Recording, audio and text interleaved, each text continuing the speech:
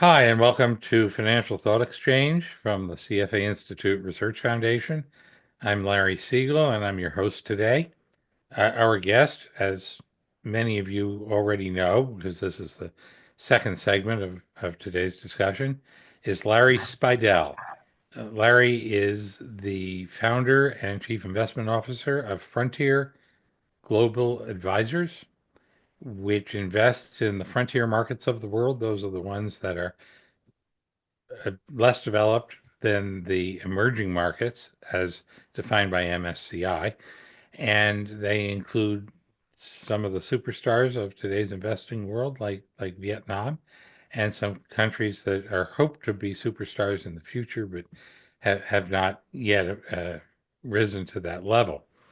Uh, Larry, I'm sure that in investigating stocks in the frontier markets, you've probably traveled more than 95, maybe 99% of investment professionals.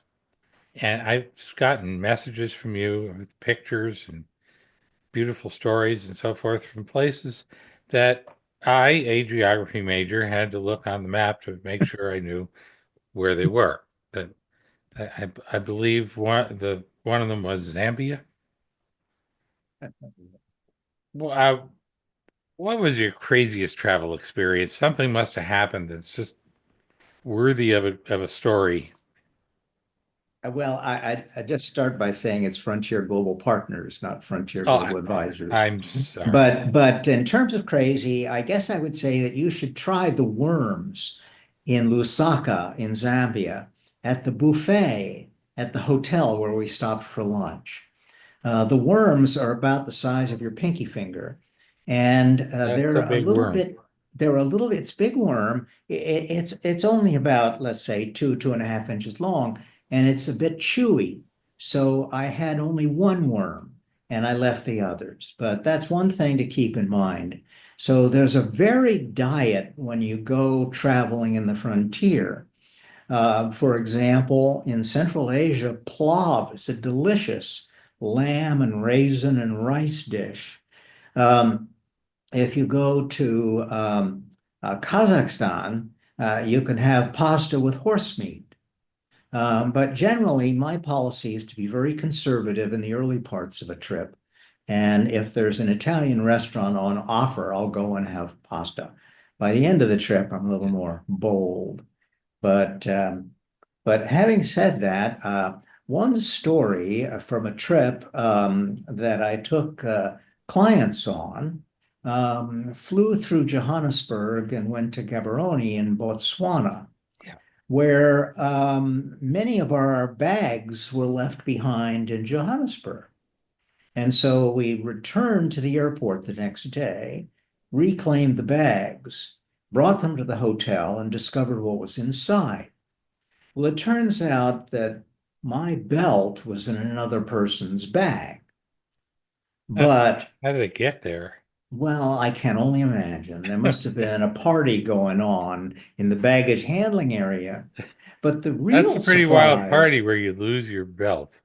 well, the real surprise was the next morning when one of our guests on the trip reported that he got out his electric razor and there were someone else's beard hairs in it. Uh-huh. So my advice is that you're better off to fly directly into some frontier market in Africa rather than changing planes in Johannesburg, where Johannesburg is part of South Africa, which is considered a much more developed emerging market rather than frontier. Well, we've all heard some horror stories from South Africa, but we've also heard a lot of wonderful things about the people and the economy in it. It seems to they starting to think of themselves as a first world country, but not if they're swapping clothes and shaving equipment in the airport. At any rate, I've heard very positive things about Botswana. What's it like?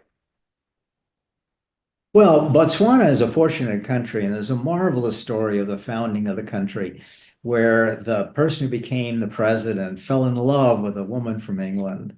And it was protested that she was white and he was black. And all of the powers of the British government and the bureaucracies attempted to prevent, first of all, their marriage, and second of all, their assuming power of the country. Anyway, it's a wonderful country. It's a wonderful story. And what made it a happy story in the end is not only that they get married and have a long period in power there, but Botswana discovered diamonds shortly after independence. And it always helps if you can discover diamonds in your own backyard. So that's the Botswana story. It's Well, I've heard that the resource curse applies to some of the frontier countries. That's an economist term for when you discover that you're standing on some uh, cache of diamonds or gold mines, oil, or so forth. You never develop any other industries because the government already has enough revenue coming in and they don't care. Meanwhile, the people become totally dependent on this one industry, and if it ever falters, you're in deep trouble.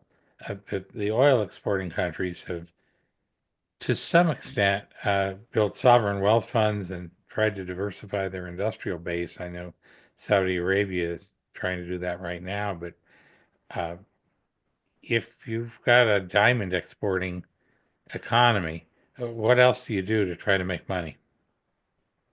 Well, the resource curse certainly does apply because my understanding is that Larry, you have not been buying many diamonds lately.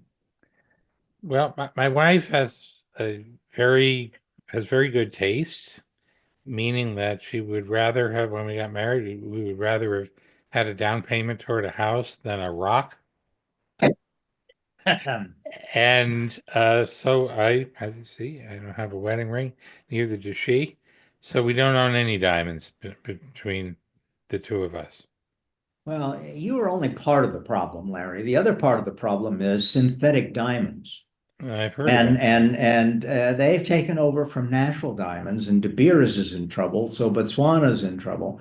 And it's kind of like Detroit is in trouble because Tesla stock is soaring, not just because of Musk being part of the government now, but Yeah, well, simply because people are giving up on using this dirty stuff, black gold, and that's a problem for Nigeria as well. So, it isn't just Botswana, but there are a lot of ways in which the world is changing, some for the better. well, instead of having petrostates, we're going to have electrostates, where the raw materials for batteries are. One of them is Bolivia. They have not made a nickel out of this boom in battery chemistry, but Chile, right next door, which has the same resource, lithium, uh, has. So I think a lot of it is the quality of governance. Our thinking is that a bright company can outdo the challenges of a bad government in most cases. And furthermore, the geopolitics can overwhelm your thinking and lead you down a path that takes you away from opportunities. Uh, Peru, for example, has had, a revolving door of governments, and yet Peruvian stocks and some of them actually listed in the US have been okay. Yeah, More and the recent, economy has been okay. yeah, yeah, yeah. I mean, Colombia right next door is better, but Peru has a lot of potential. And yeah, what's going on there? Well, I guess the economy is just chugging along. That's basically it. Of course, they're rich in copper, and copper is part of the whole batteries chain that you were talking about. Yeah, But I think it's basically that the economy is still growing and they haven't had a recession. yeah, I want to give another example, which is Georgia, a country that I love with politics that I hate. And despite everything that's gone on with the Russia-leaning government passing a foreign agents law and now putting on hold joining the EU. The stocks are up this year. They're still up, 15%. So Yeah. it's been a wild ride, but, there were a lot of occasions when, we could have sold everything and we did trim something. And now in hindsight, wish we hadn't. So I guess after doing this for nearly 20 years, I guess I've learned to kind of take the volatility of politics in stride. Yeah, so Nigeria is always one of the countries that seems to be struggling with the curse of black gold, the resource That's right. curse. That's right. And there was a time, oh, I guess 7 or 8 years ago, when Nigeria was a must-have piece of our portfolios. And then things went totally sideways, and we've been out for a while. Well, I recently read that that Lagos, Nigeria, has a tech industry that is probably the largest on the continent. Kenya is known for it. South Africa has some, but they were saying this is a lot of the innovation that's coming out of sub-Saharan Africa is coming out of Nigeria, southern Nigeria. Do you have any awareness of this? Any companies? Yeah, well, we don't. And one of the challenges of these less developed markets is that there's no exit strategy for the capitalists starting companies. That the IPO market, which exists and just basically vitalizes the U.S. Yeah. Capital markets, is so user friendly that when you look at other countries, they prefer to stay private and fly under the radar of government securities inspectors as well. So Well, a more lot of U.S. that is in the companies are private doing side. that, though, Larry. I'm Our afraid stock so. market gets smaller in terms of the number of names Yeah. every year. Yeah. Well, the Wilshire Yeah. 5000 has what, 3,600 stocks? Well, so you point out the attrition from that direction, and then there's the impact of ETFs and Right. and index funds that Peter Bernstein years ago was pointing to as a threat to capital markets in general. And this points to another reason for looking at Frontier because these markets are inefficient.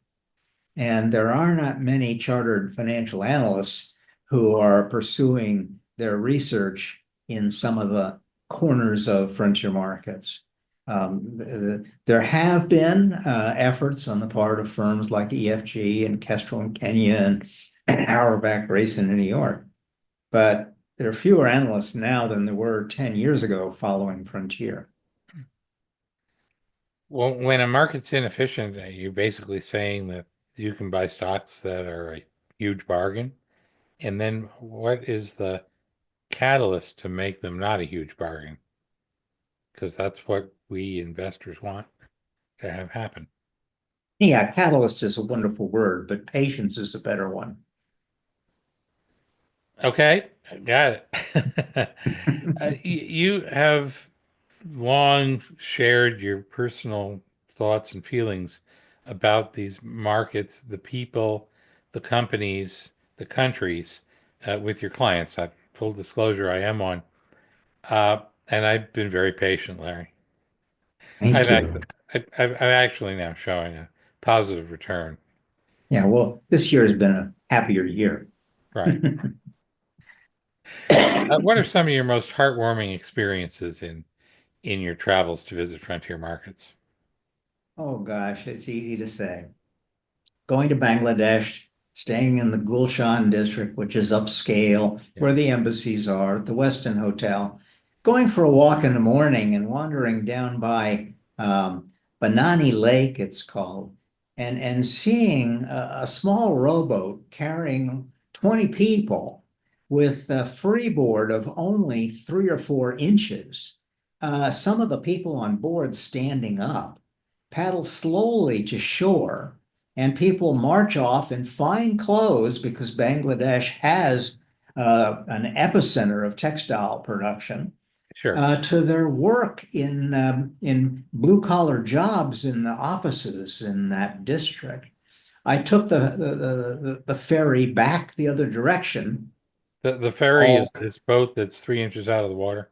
Yeah, well, it was had a lot more freeboard once the passengers got off and I got on, and me and the paddler paddled back on the other side. And what was so heartwarming was getting off into this slum. It's called the Coral Slum that is filled with kids. Mhm. It's absolutely filled with kids, and they're absolutely delightful with the biggest smiles. And I brought along a an instant camera. For years, I would go on trips and take along expired Polaroid film. Mhm. And then I found there are newer versions that'll actually print off from a stored pack of film they'll print off pictures that are a little better than the old Polaroids. Yeah. But having kids come up to you and say, please, please me, take a picture of me. And these kids had never had pictures taken of themselves in all their lives. Really? Okay. And the good news is that this Coral slum, which has about 50,000 people in a quarter of a square kilometer, has Wow. 40 schools, and the schools are sponsored by BRAC, which is a charity, which was actually BRAC was started by Dr. Yunus, who's now the caretaker leader of Yeah. Bangladesh after they threw out that Begum who was there for the last 15 years. But the schools are so delightful. And you should come along. We should do a trip and walk into one of those schools and have the children, as they did, because they knew we were coming last time, sing to us and give them pencils and pads and just follow them through the streets. This is the future of our world. Oh, I know. These kids I are know. becoming literate and they're knowledgeable about what's going on in the rest of the world, thanks to, or with some hesitation on the thanks to television. But they're all also getting smarter phones. I won't say they've got an iPhone 14 or whatever it is now, but they're They can aware transact on the phone. I mean, that, and they can, oh, that's a whole nother point. Yeah, in Africa, it enables people to sell produce while being aware of what the selling price is in the cities. So they're not yes. being ripped off by the middlemen. Well, they're And also that they're yeah, able to sell to people who aren't within earshot. yeah. In the African villages that I've studied, I haven't actually been there. The traditional your traditional market was whoever you could physically find to try to sell something to. Now you can call them on the phone in the next village or all the way across the country, and you just have a many times larger market. Now it's true that your competitors also do, but this added, uh, adding to the market territory of every vendor, it makes everybody better off in the long run because you get innovation and you get better business practices. Well, we haven't talked about mobile money. And for me, I'm living in the dark ages because the only mobile money I use is when I go to Starbucks and I've got it on my phone. Me too. But you probably pay all your bills with mobile money, Larry. The point being, in these I pay them markets, online, Larry. That's different from what you're talking about, like M-PESA. yeah, Where M-PESA, there you go. yeah, why don't you tell our audience what that is and why it's important? They'll Well, still have to buy my book, and they're not going to based on this one sentence. yeah, yeah. Safaricom introduced M-PESA 15 years ago, Right. maybe a little less than that. But it was a way for people using a cell phone to transact and send money from their account to their grandmother in the countryside. And pretty soon it took off, and everyone is now doing business on phones. In Kazakhstan, for example, there's a super app that Kaspi has operating that allows people to buy train tickets, air tickets, to purchase goods. It taps into an Amazon-like marketplace. It allows you to buy insurance. And all of this is stuff that's coming our way. It's just we're so wedded to plastic credit cards that we don't see the need to move. Merchants, however, much prefer the lower fees Yeah. on the mobile apps. So that's all coming. And it's a perfect example of the less developed countries leapfrogging the developed world. Yeah, M-PESA it's a Kenyan company, isn't it? It is. Yeah. It's hard for me, and I think for other people, to harmonize the two thoughts of the this technology is available and very poor people are using it to get ahead. And yet, as I said in my book, which isn't that out of date, Mercy Najima, the Kenyan student who was interviewed, said we still have people who send their children out to collect sticks all day so that they have material to build a fire so they can cook. And that's why our kids can't go to school after the age of Right. 8 or something like that. It sounds to me like you've got tremendous progress and prosperity living right on top of extreme poverty. Is that is this real, or am I not seeing it correctly? Well, I want to recommend a book that's more than 10 years old. It's The Mystery of Capital by Okay. Hernando de Soto. Oh, yeah, sure. Great And it thinker. talks about the problem of property rights. And to the extent that people don't have property rights, they can't go to their bank and borrow money. So they can't afford to go on leverage and buy fertilizer to make their crop yield better because they need to wait until the crops come in and they can sell them to get the money. So throughout Africa, there's the problem of too many kids and the wealth of farms being divided too many times. So the plots are too small to make more than just subsistence living. Yeah. And this is a problem not just in Africa, but in the poor parts of the whole world. And it's going to be a problem for a long time, I'm afraid, because there's so much bureaucracy. But fingers crossed, technology can help. But technology is also helping bring the birth rates down. In the Western world and Japan, China, we may have overdone it, Yes, right. but not in sub-Saharan Africa, where the birth rates are highest in the world, but coming down. Is it going to come down fast enough to make this problem slowly go away? Well, I read the book, the famous book, Fewer, Richer, Greener, I believe it's called, which was very optimistic on this subject. So I do Yeah, but you got think to that really, by, at the full disclosure, I wrote the book. Larry and I we're buddies, and we share these jokes, but not everybody's in on the joke. Uh, I'm very optimistic in the long run.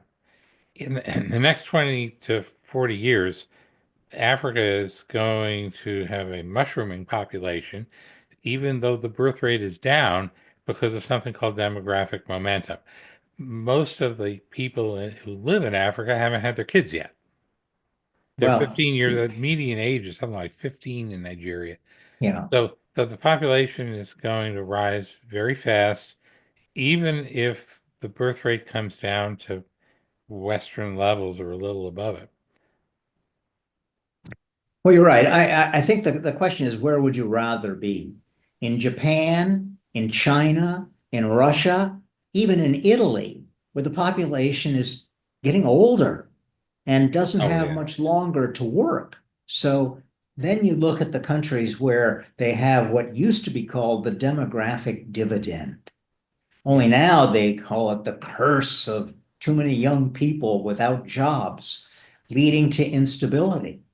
And there's a window of trouble between the age of 15 and the age of 25, Yes. when there's too much testosterone floating around in the male population. Per dollar earned by that population. That's right. Yeah, yeah. So it's not going to be smooth sailing at all, Right.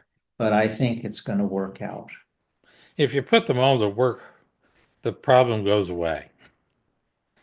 So That's 15 it. to 25 was not a particularly dangerous age in the United States in the 1890s to 1920s. There was the usual drinking and so forth, but everybody was working until the Great Depression when.